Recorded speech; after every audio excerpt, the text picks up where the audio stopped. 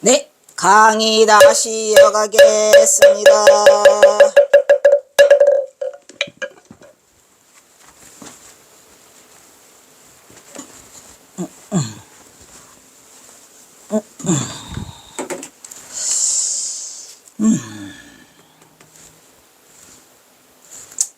단공 고개 오장로요. 단공, 여기서 단공은 짧은 지팡이, 지팡이 공자인데 경어선사가 짧은 지팡이를 사용하기 시작한 건 1885년 천장암을 내려오시면서 옷 입던 옷가지, 헌옷, 그 다음에 탈바가지, 주장자, 뭐 집신 이런 걸 다 태우고 왔다라고 기록에 돼 있잖아요. 근데 저도 그때는 이제 그게 혹시 뭐 다 내려가니까 태우나 보다 했는데, 이제 나중에 이제 그게 그 문둥 피부병이 있다는 것을 제가 알고 난 뒤로 경어선사는 혹시 그게 누구한테 올묻까봐 깨끗하게 정리를 하고 내려오신 것 같아요. 그러면서 그때 당시에 쓰던 지팡이는 이제 좀 큰 지팡이였거든. 지금 이거 만공스님이 그려놓은 지팡이가 이 지팡이에요. 왜냐면은 만공스님이 경어선사를 모셨을 때는 이 지팡이를 썼죠. 이 지팡이를. 근데 경어선사는 저 지팡이까지 다 태우고 이제 내려오셔가지고 나중에 이제 연수목이라고 하는 날창날창한 그 지팡이를 새로 마련을 하시고 이제 그 지팡이는 이제 저게 그 주장자다운 그렇게 크고 이렇게 위험을 갖추고 있는데, 경어선사는 그 뒤로 위험이고 나발이고 이제 다니실 때 편리하게끔 하려고 아주 가볍고 날창날창한 그 연수목이라는 그걸로 이제 그 지팡이를 바꿔요. 근데 그 지팡이가 만드는 게 감태나무로 만들었다고 합니다. 그러니까 감태나무는 질기고 지팡이 만들기 좋고 날창날창해요. 그래서 저도 이 지팡이를 구하려고 여러 군데 얘기를 했었는데 못 구하고 있다가 우연한 기회에 제가 그 조교사 앞에서 그냥 가다가 진짜 10년 만에 저 경어선사 지팡이와 똑같은 걸 발견을 해서 지금 사다가 저기다 놨어요. 그러니까 경어선사는 저 지팡이를 가지고 어떨 때는 주장자로 써먹고 어떨 때는 그냥 지팡이로 말 그대로 이제 삼소갑산 가서는 지팡이라고 하시죠. 그리고 찍을 때도 전부 다 저 지팡이를 들고 찍어요. 근데 이제 저거는 만공스님이 그런 거라 이제 지팡이가 아니고 주장자라고 하지만 여기가 그 지팡이가 단공이에요.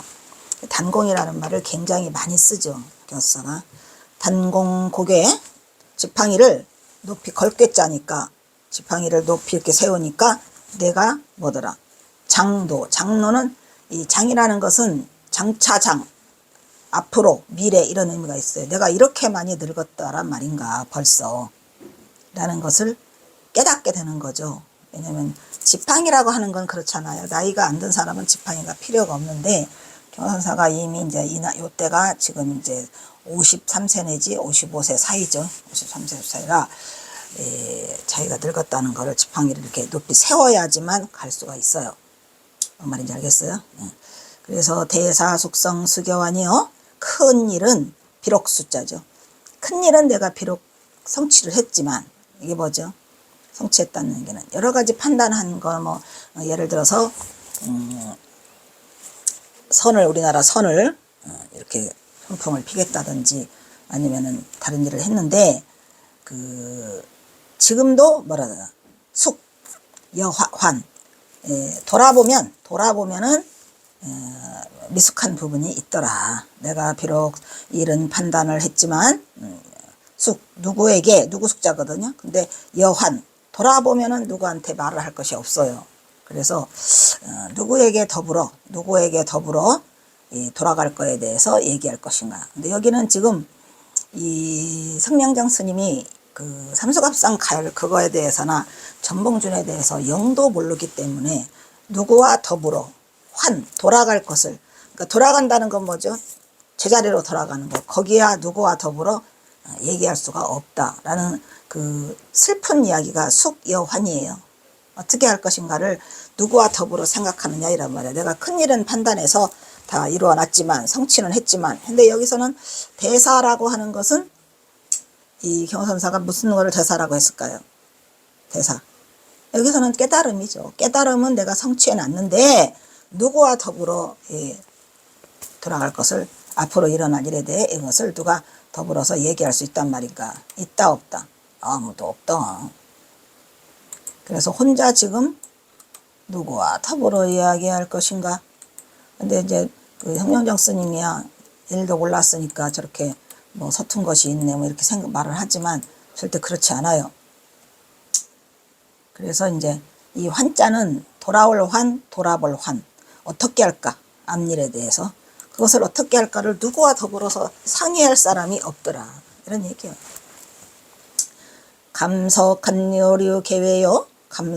감석은 아깝다, 서글프다 그래서 말하는 거죠. 감석 애달프구나, 서글프구나, 애석할 석자니까. 간류, 석간류죠. 석간류. 그러니까 산골짜기를 따라서 흐르는 그 물이 감석간류, 골짜기 시냇물이 흘러가는데 그 흘러가는 개의 바깥에 있더라, 이런 얘기지. 그 시냇물은 나는 상관없이 계속 그냥 내가 무슨 짓을 하든 내가 무슨 생각을 하든 내가 서글프건 나발이건 골짜기 시냇물 개의 바깥의 이야기는 관심이 없이 그냥 흘러가더라. 간류가 류계 외에 있더라, 이런 얘기야. 누가 간류가 그 류계 외에는 신경을 안 쓰고 혼자 잘도만 흘러가더라, 이런 얘기를 하고. 초연뢰자 석태반이로다. 초연, 이 초연이 생각한다 그러죠. 초연이가 우리가 조연이 쓸고 간 것처럼 초연이 아무 생각 없이 이렇게 멍청하게 조연히 넉넉고 뢰자, 올 거에 올래자잖아요.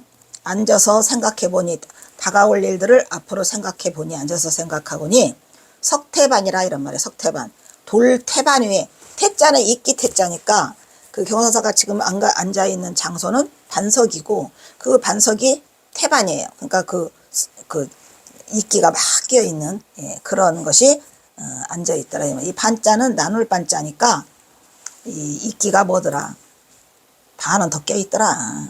아주 그냥 이렇게 반 이상이 끼어있는 그런 이끼에서 앉아가지고 내가 여기서 초연이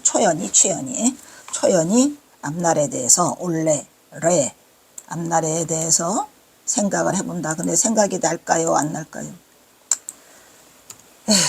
그래서 경선사 스스로가 자기가 지금 그 결정을 못하고 고심을 하면서 누구랑 상의할 사람이 있어 없어? 없어요. 그러니까 혼자 앉아서 거기서 있지만 답을 못 내리고 있는 거죠. 그래서 초연하다고 하는 것은 그 얼굴에 근심스러운 빛이 있다, 이런 얘기가 그 초연하다의 사전적 의미가 되고 있어요. 정색을 하여 얼굴에 엄정한 빛이 있다. 즉 뭐냐면 얼굴이 그냥 그냥 고민 속에서 정색하고 있는 거죠. 그러면 안 봐도 빛이요. 이 시를 읽으면서 제가 느낀 건, 야, 더럽게 힘들구나. 어떻게 해야 할지, 앞으로 돌아올 일에 대해서, 어떻게 닥칠 일에 대해서 내가 생각할 거, 거기를 몰라. 돌아갈 곳을 몰라요.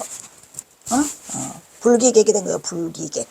그래서 나중에 자기 이름을 불기객이라고도 하죠. 왜냐, 돌아갈 곳을 몰라 하노라니까. 근데 서글퍼. 왜 서글퍼요? 감석이 서글프다는 거죠. 예. 석간물은, 내가 좋아하는 석간물은 석간물 외에는 아무 관심도 없이 그냥 잘도 올라가. 그래서 초연이 반석 위에 앉았다, 이런 얘기인데, 그 초연이가 이제 그 금신스러운 얼굴을 하고 있는 그런 모습이죠. 슬픈 얘기예요. 그래서 내가 이 공림사가 그전에는 아무 생각 없이 공림사를 받아들였는데,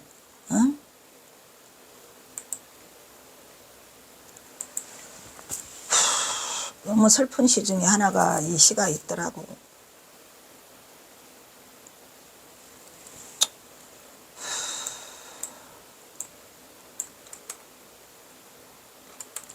가장 경허선사가 외로움을 느끼면서 고뇌하고 있는 시 중에 하나가 이 시예요. 그래서 참으로 나중에 알게 됐는데 그 시를 다시 돌아보게 되고,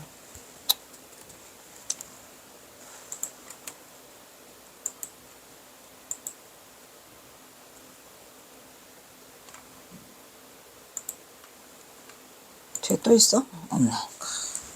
끝이지? 그러니까 이것도 내내 칠원율시, 칠원율시인데 그 뒤쪽 앞쪽보다는 뒤쪽에 경호선사가 혼자 앉아 있는 모습을 지금 그려놓고 있는데 정말로 혼자 그 자기의 그 자화상을 쓴 시. 이렇게 써놓으면 좀 생각이 드는 거죠. 저도 이 고개를 갸뚱갸뚱했던 시 중에 하나인데 왜 경호선사는 큰 일을 치러놓고도 큰 일을 성취해놨다고 하시잖아요. 써놓고 사나이 재량부가 이뤄야 할 가장 큰 일이 깨달음을 성취하는 거잖아요. 그래놓고 돌아갈 곳을 몰라요. 어떻게 해야 될지를. 그리고 혼자 얘기해. 뭐지? 이랬다면서. 공림산은 나경산에 안겨있다. 이 시에서 경호는 나경산의 절경을 크게 칭찬하고 있는데 나경산의 높이는 746m. 낮지도 않아요. 속리산을 조산으로 하고 있고 백악산과 도명산, 그 다음에 화양계곡, 남쪽 용대천 사이에 있으며 암골미가 뛰어난 바위산이죠. 그러니까 속리산 밑에라 가면 돼. 나경산의 이름은 나오죠. 그림자가 비추다. 혹은 그림자가 떨어지다. 뭐 이런 말이라고 그래요. 이게 그림자가 비추다. 그 다음에 그림자가 떨어지다 라는 뜻으로 전설이 있어요. 이거 전설 따라 산천리. 신라 진평왕 때 당나라의 고조 알죠? 고조각하. 조고각한가? 조고각하다. 고조가 세수를 하기 위해서 세숫물을 받아보니 아름다운 산의 모습이 비쳤다고 합니다. 이 조고가 그 고조인가 당고조? 이를 이상하게 여겨 신하를 불러 그림을 그리게 한 후 이 산을 찾도록 하였으나 나라 안에서는 찾지 못했다고 합니다. 그래 나중에 그 세숫물대에 비친 아름다운 산이 이다경산이었대요. 어느 날 동자승이 나타나 이 산은 동방 신라국에 있다고 알려줘서 신라까지 사신을 보내 찾아보았으나 신라에서도 찾지 못해서 걱정하던 중 한 도승이 나타나 이 산의 위치를 알려줘 그 산을 찾아가 보니 과연 그러하여 나경산이라고 하였다. 그림자가 비쳐가지고 이름 지었다고 전해진다. 아름다운 봉우리 층층한데 푸른 산 상쾌한 기운이 어리고 이 표현은 나경산의 아름다움에 반한 선승경화가 크게 칭찬하고 있더라. 뭐를? 나경산의 그 아름다움을. 옛 법당 굉장히 제가 가본 그 나경산은 깊어요. 산이 크고 울창하고 바라보는 그 모습이 진짜 아름답더라고요. 한 폭의 그림처럼 이렇게 안겨있는 공림사였어요. 근데 공림사라는 그 절이 크지는 않더라고요.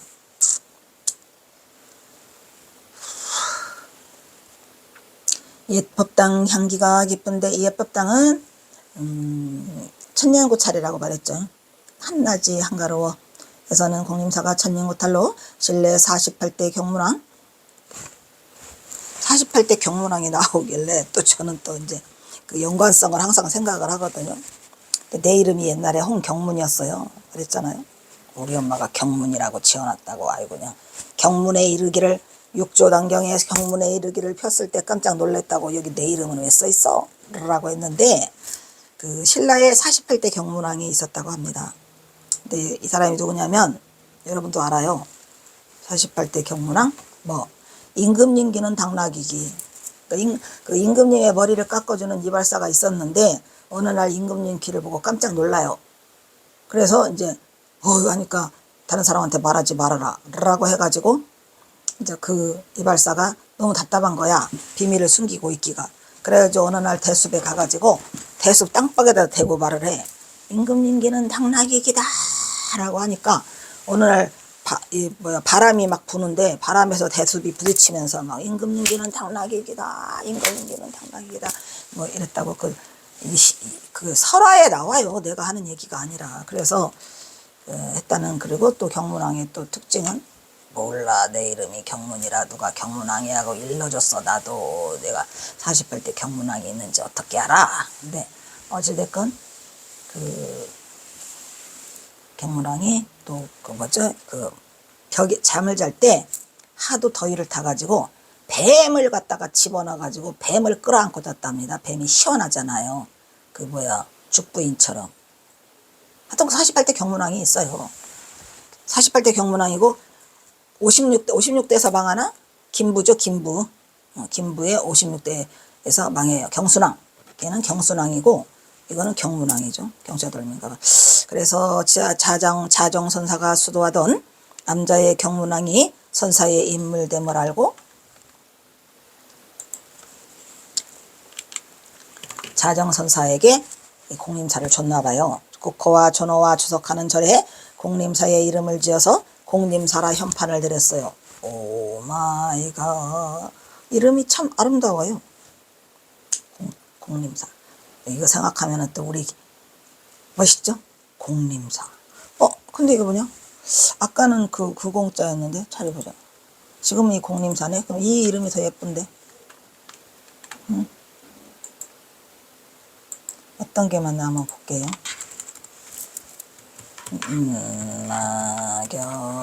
나경산 공림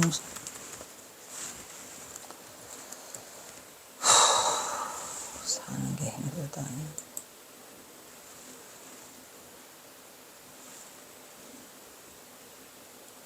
여기는 그 공림사라고 나오네. 헐, 무슨 또 이렇게 나오고? 어떤 게 진짜야? 응?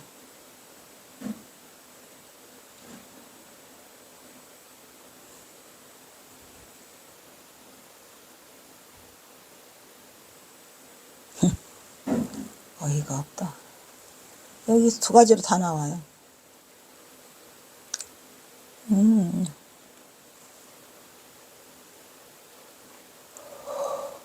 헤이스를.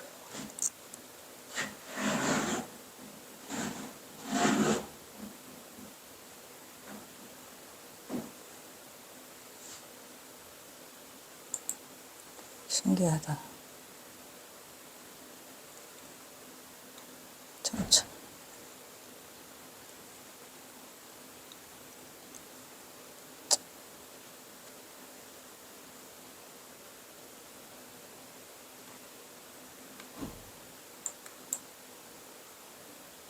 왜 두 가지를 겸해서 쓰지? 공평하다일 때의 공. 공과 사를 구분할 때의 공인데 여기서는 또 빌공자거든요. 근데 빌공자가 더 아름답긴 하죠. 그래서 뭐야? 공림사라는 지어를 만약에 저 두 가지 다 쓰고 있거든요. 지금 이게 공평할 공자와 빌공자. 그러면 나로서는 빌공이 더 좋지. 근데 만약에 공평할 공을 쓰면 사적인 것이 아니라 공적인 일로 공림사라는 현판을 내렸으니 지금 경호는 공림사 고찰의 한낮의 정가름을 노래하고 있더라. 지팡이 높이 세우니 내가 벌써 늙었는가. 지팡이를 안 세우면 못 일어나? 못 가? 경호선사. 네, 그러다가 또 내가 몇 번을 막 떼굴떼굴 굴렀는가 뭐 이런 얘기도 쓰시거든요. 그러니까 늙음에 대한 것을 지팡이를 비유해서 얘기를 하고 계세요. 이제 경호 자신이 지팡이를 의지해야 할 정도로 도세했던 자탄을 하고 있는데 이때 경호의 나이는 50대 초반이야. 근데 초반이라 하더라도 50에서 53세 사이야. 뭐 별건 아니고. 왜냐면 54세 때 가시니까 53세는 절대 아니죠. 53세는 경사사가 끝판왕으로 몰려요.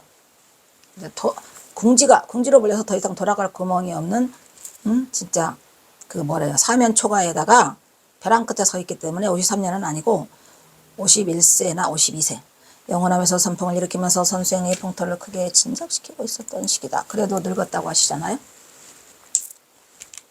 큰일은 비록 판단했어도 익숙함과 서툰 것이 있네. 익숙하기도 하고 서툴다 이런 얘기지. 그러니까 경호선사가 지금 뭐를 지금 두려워하느냐면 내가 앞으로 어떻게 할 것인가. 누구랑 더불어서 상의할 사람이었고 내가 결정을 못하고 있다라는 거에 대해서 굉장히 그 자탄을 하고 계시는 거죠.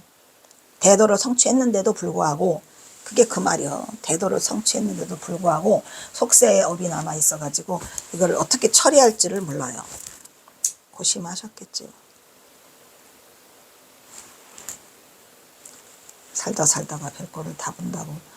아니 대선사가 돼가지고 대선사가 지금 할 일이 많으시잖아요.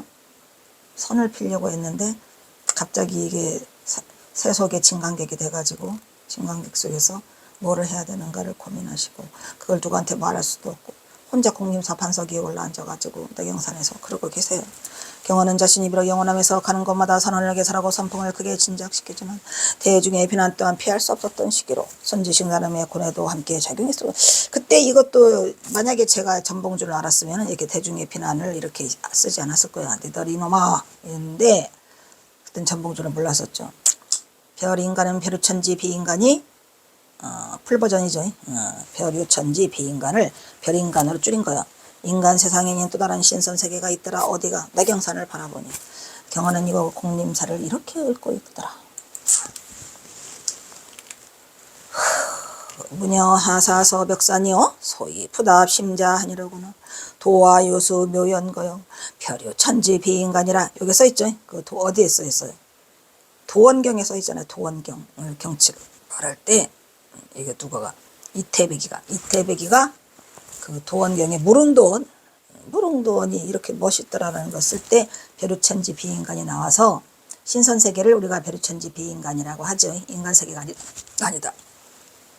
무여하사 서벽산 문여하사 서벽산 묻거니 너는 그대는 왜 산속에 사는가 하고 묻지만 소위부답 심자하니요 나는 그냥 웃을 뿐 대답을 하지 않으나 내 마음은 한가롭더라. 심자하니 도화유수미연거 복사꽃 뜬 냇물 저쪽 아득히 흘러가느니 그곳이 바로 도원경이 아니겠느냐. 별유천지 비인간 복숭아도자죠. 복숭아도의 근원은 자니까 그게 별유천지 비인간이야. 무릉도원이라고 하잖아요. 우리가 무릉도원. 이지만 인간세계가 아니로구나. 200의 산중답 속인 해서 나온 말이다. 그러나 그 한편으로는 그러니까 200이 이미 무릉도원이라고 얘기를 했고요. 경허선사는 큰일을 판단했을 때 그의 큰일은 과연 무엇이었을까? 여기서는 이제 뭐 대사를 큰일이라고 하면은 깨달음이라고도 할 수 있지만 아까 앞에 말했듯이 전봉준과의 관계와 동학농민을 일으키려고 했던 거 뭐 이런 것들에 대해서 큰일을 내가 결정을 내렸는데 실패죠. 이때 경허선사는 두 가지 의미로 말할 수 있어요. 경허선사는 매부로서 전봉준 장군의 동학농민 운동에 실패를 끝나고 종로대궐에서 효소를 당하자. 종로대궐에서 효소를 당한 건 아니에요. 종로대궐에서 효소를 당하게 해달라고. 물론 그 장소가 전옥서가 종로대궐이긴 내거리야. 근데 대낮에 한복판에서 해달라 했더니 이 잡놈들이 새벽 2시에 몰래 했어요. 부대참시라고 했죠. 기다리지 않고 부대참시 아무 때나 할 수 있는 데서 부대참시를 해가지고 전봉준을 부대참시 시켜요. 이 종로대궐에서 효소를 당하자. 종로대궐이 어디?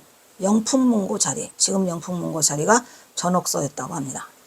그 조카들을 살리기 위하여 그래서 그 전옥서에서 죽은 영혼들을 달래는 곳이 지금의 조계사. 조계사는 지금은 조계사지만 옛날에는 태고사. 아주 작은 절이었대요. 그 조계사 뒤쪽으로 있죠. 뒤쪽으로. 그 조카를 살리기 위하여 지난 금당사로 숨어들었어요. 누가? 경허선사가. 그 조카 누구? 전옥년이. 전봉준 장군 둘째 딸. 첫째 딸은 시집을 갔다니까. 로 들어와 그곳에서 은신하게 되는데 이러한 일들을 아무하고도 상의하지 못해. 상의할 수 없어. 누구랑 상의 못해. 혼자서 감당해야 했기 때문이었다. 이런 얘기죠. 서글프다 홀짝이 시냇물은 흘러만 가니 에서 경허선사의 마음은 추연히 흘러가는 애꿎은 시냇물. 추연히 흘러가는 나는 나하고는 상관이 없어. 흘러가는 물개 외에는 나는 몰라. 라고 알아서 그냥 흘러가 냇물이 애꿎은 푸념을 하고 있으니 벙어리 된 것을 앓고 있는 듯 보인다. 그래야 경허는 할 일 없이 도리끼 반석이에 도리끼가 거의 반이나 있는 그런 아주 반석 위에 올라앉아서 추연이 앉아 있어요. 추연이 아까 버렸죠. 추연이 조연이 근심 걱정이 가득 찬 모습으로 정색하고 있는 모습. 안 봐도 모습이 보이죠. 그 고뇌에 차 있는 경허선사. 어찌해야 돼? 어찌합니까?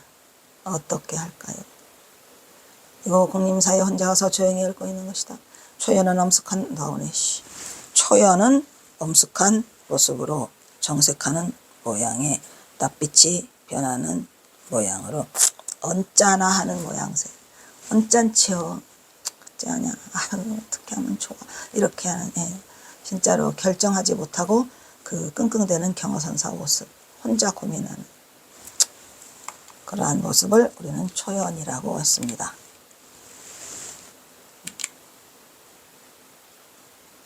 이게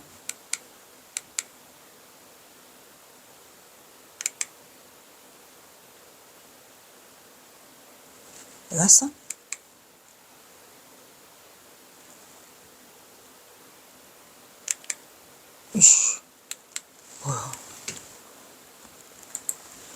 지금 경아의 얼굴은 초연하다.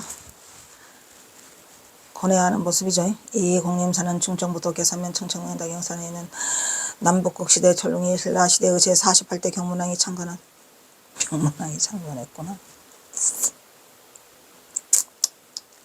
원래는 낙영사였었는데 공림사라고도 하였다 이런 얘기야. 원래 이름은 낙영사고 그림이 들어갔다 해서 아니 산그림자가 그 다음에 공림사라고 했다. 역사적으로 살펴보면 그 역사는 신라 경문왕 때 자정이 창건하였는데 자정은 국사의 지위를 사양했어. 그리고 그 뒤에 초함을 짓고 살았는데 그의 덕을 추모한 왕이 절을 세우고 공림사라는 사역을 내렸다고 합니다. 아까도 했죠. 이것도 나오네. 신라 48대 경문왕은 임금님기는 당나귀기 하는 그거. 이 주인공으로 나도 그 얘기가 임금님기는 당나귀기가 설마 경문왕인지 생각도 못했다가 이걸 나중에 하니까 어이가 없더라고요. 어젠 임금님이 한 분 계셨다. 경문하는 사람들의 억울한 사정을 잘 헤아려줘서 모두 좋아해서 기가 큰가 보죠. 그런데 경문왕에는 말 못할 비밀이 있었으니 그것은 경문왕의 기가 점점 자란다고 합니다. 이게 그냥 이야기만 있는 게 아니라 설화로 있어서 임금님에게는 점점 자라서 당나귀기처럼 보였던 것이다. 재밌네. 여봐라, 내가 몸이 몹시 안 좋다. 오늘은 쉬어야겠다. 임금님은 몸이 아프다는 핑계로 사람들을 피했지만 언제까지나 그럴 수는 없었다. 옳지, 그 방법이 있구나. 경문왕은 좋은 해결책을 하나 만들어냈다. 여봐라, 내 복두를 새로 만들어야겠다. 전국에서 제일 솜씨 좋은 복두장, 이 복두 있잖아요, 뒤집어 쓰는 거. 를 데려오거라. 신하들은 영국을 서서해줘서 복두장인을 데리고 왔고 임금님은 그중 최대한 말이 없어 보이는 장인 한 명을 선택했더라. 말이 없어 보이는 장인을 왜 선택했기요? 내 귀가 당나귀기라는 거를 말하지 말아달라 이런 얘기겠죠 뭐. 근데 지금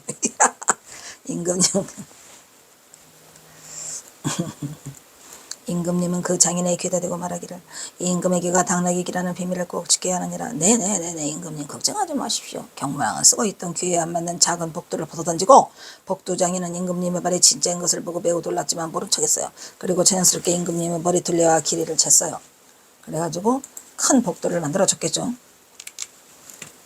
참 이상하네. 임금님 귀가 왜 이렇게 크지? 원래 그런 건 아닐 텐데. 그리고 새로 만든 복두를 갈았으니 어찌나 기분 좋은지 경문왕은 그만 날아갈 것 같았다. 복두장인은 집에 돌아와서 밤이나 낮에는 임금님의 귀가 눈앞에 어른거렸다. 그리고 가슴에 원래 인간들은 가슴에 담아두지를 못해요. 복장이 터져요? 응, 복장이 터져. 그러다 보니 장인은 날이 갈수록 밥도 잘 못 먹고 말수도 더 적어졌어요. 큰일 났네. 이제 죽게 생겼네.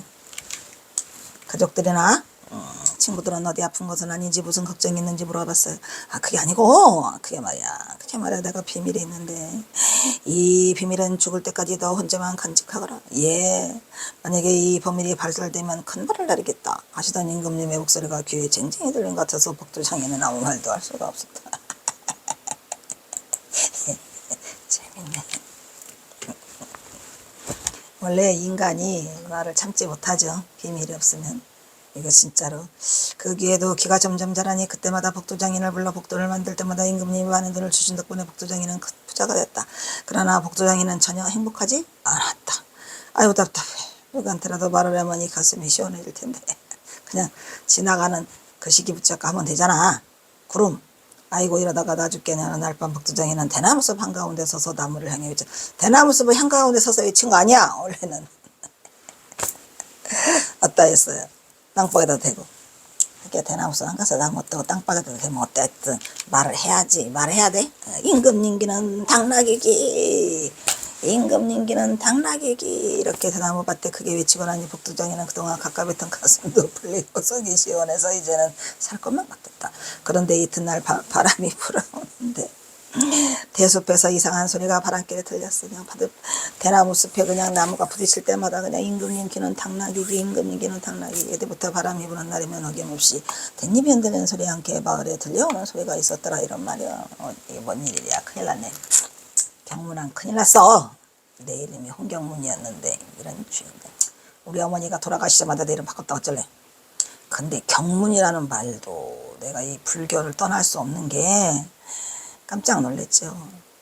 아니 육조단경에 그냥 육조단경을 받자마자 열은 첫 페이지가 경문에 이르기를이야. 임금님기는 당나귀기 임금님기는 당나귀기 마을 사람들은 모여서 수긍을 했고 이 소문은 바람결에 경문왕이 살고 있는 서라벌 대궐까지 들어가 임금에게까지 알게 됐습니다. 그게 바람 부는 날 대나무 숲에서 나오는 얘기를 했다. 당장 그나 대나무를 숲을 몽땅 베어버리도록 해라. 임금님 명령대로 대나무는 모두 베어버렸으니 그리고 그 자리엔 산수유를 심도록 산수유 알죠? 그래서 바람 부는 날이면 바람소리에서 껴김없이 임금님은 당이랑 소리가 계속 마을까지 그래도 들린 거죠. 경화도 이곳에서 돌솥배 추연이 앉아서 펑어리 된 것은 못 쓰겠어 거기 펑어리 된 것은 말른 곳이구만 공림사가임. 그래서 경화는 숲속에서 임금님께는 당나귀기 북도장인이 되어서 돌솥배 속삭이고 있더라. 이런 일. 임금님은 당나귀. 자, 여기서 끊도록 하겠습니다.